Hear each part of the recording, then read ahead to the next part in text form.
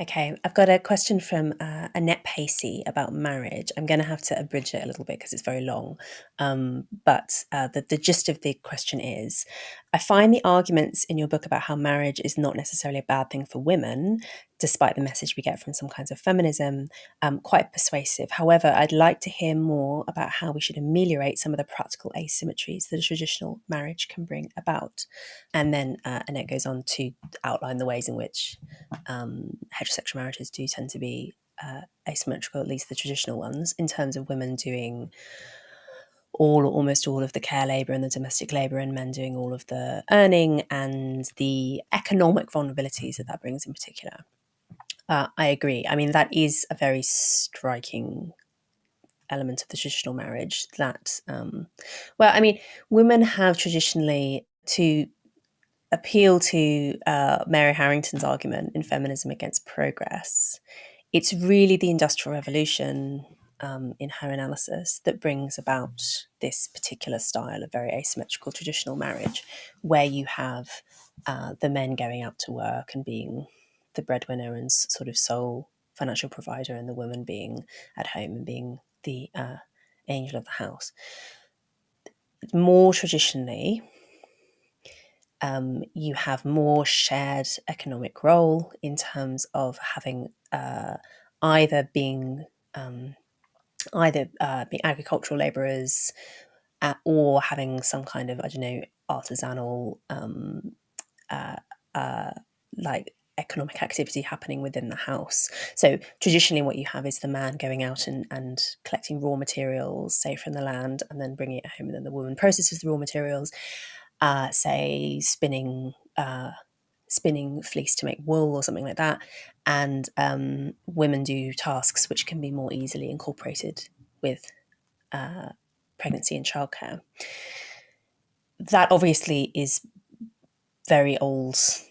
As a very old model at this point. It's a difficult one to replicate for modern people. And there are also, I mean, I'm not going to romanticize being a subsistence farmer. It's obviously incredibly difficult and stressful, and very high mortality rates for children, and all the rest of it.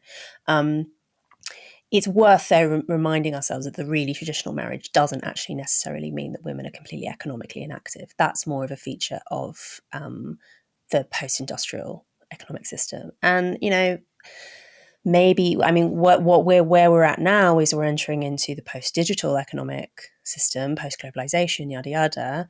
There are now ways that women can be economically active within the home and still looking after their children. It's not necessarily very easy, but women do it. I don't know if I would recommend the full 1950s, right? I think looking at the data on which kind of model seems to produce the greatest happiness and stability and security for both men and women, the women who are happiest, at least in the UK, are part-time working mothers. And what you ideally want is to have some kind of job which is compatible, which is super, super compatible with looking after children. So where you have very flexible hours, ideally you can do it from home. I mean, I basically do this. I work longer hours than I would like to, but I work part-time and I work from home, which does mean that that's much easier to incorporate with motherhood than I would absolutely hate to do the 70 hours corporate job. I wouldn't do it, right? So there is a lot of space between being the complete girl boss and being the complete trad wife. I think that most women fare best when they're in the middle. It is worth remembering always that, most women are only going to have 2 or 3 children. That's not actually a very long time to be out of the workforce. If you do drop out, or if you go part-time, it's a fairly short period of your working life, particularly when so many people are working into their 60s or even their 70s. So I don't think that we should sort of catastrophize about women just abandoning their careers, or their jobs. More realistically, most women have jobs, not careers. I suppose my argument would be, I don't think the female breadwinner is a good model, because, and there is data to back this up, that families where the woman is the breadwinner have higher divorce rates, because when children come along, it is very hard. Women have a strong instinctive desire. I spoke about this at length with Erica Commissar when she came on the show recently. Really good episode.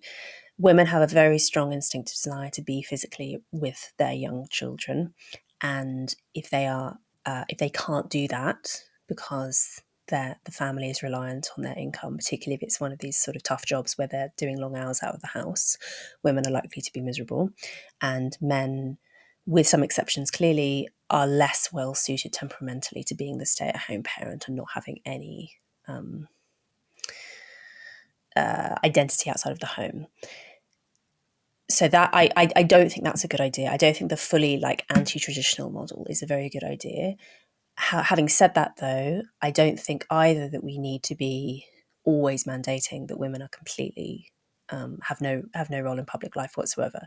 I think the part-time, flexible, keeping your sort of toe in job, if you can get it, is a really, really great way of dealing with the young children years, and then subsequently you can return to doing more full-time work or whatever it is, or have, I know of women who've had sort of 3 segments to their careers. I mean, it's what I'm saying, right, with the maiden, mother, matriarch thing, that women are more likely to have quite different life stages based on their reproduction than are men. So having, say, one career that you have in your maiden phase, and then you have a different type of more flexible part-time work in your mother phase, and then maybe you either return to your maiden job or do something completely different in your matriarch phase, is a good and a common model. It's not one that I think is talked about very often, and it's certainly not one that I think we're telling young women about necessarily. We don't. I certainly wasn't told at school, about the fact that my working life was very unlikely to conform to the traditional masculine model, because I think it's so recent that women have been that middle class women have entered into these traditionally masculine roles. We just haven't really reckoned with the ways in which that doesn't really suit women.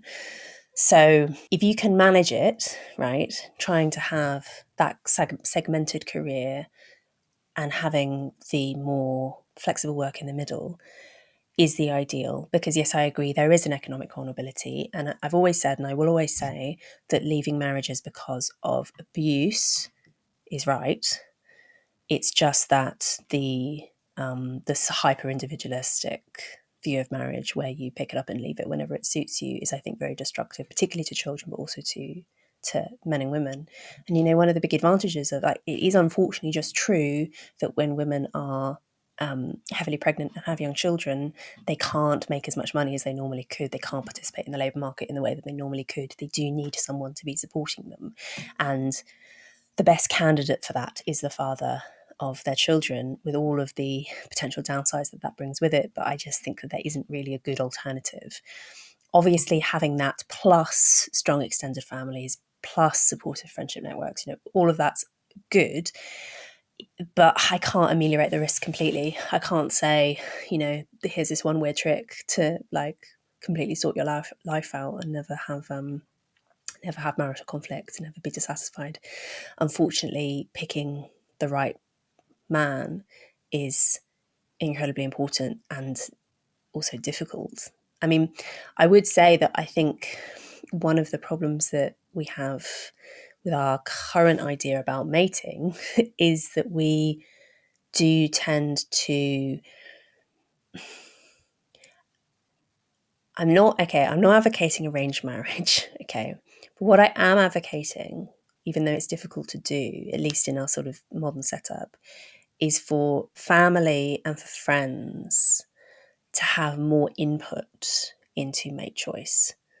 Because the risk, I always think, with people making these decisions entirely on their own without any input from the people who love them and know them best, is it is very easy to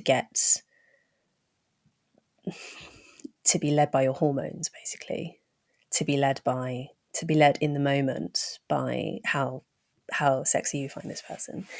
And that's not going to last, right? You can't really allow your loins to make that kind of decision for you. You do need to be thinking for the long term. And the people who love you most, including your parents, are people who are very likely to who don't care about what your loins think, but do care about your long-term prospects. So I guess what I would say on that front then is you probably shouldn't marry someone that your friends and family don't like, because there is probably a very good reason for them not liking this person. And it's very possible that the reason that you're so keen to marry them is because of hormones, not because of, reasoned decision making. And so if there's any way of avoiding choosing the wrong person, that's probably the top indicator. That's probably the top red flag. I'm not proposing that we return to old sort of legal systems where parents have veto or whatever.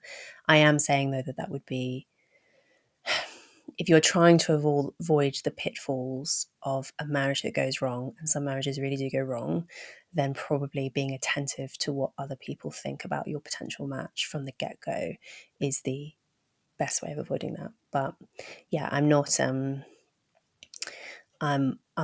snake oil here. I'm not saying that the traditional model is going to always produce perfect outcomes and always produce blissful happiness. It won't. I also don't think that there is actually a viable alternative which is better at promoting the things that we want to be promoting.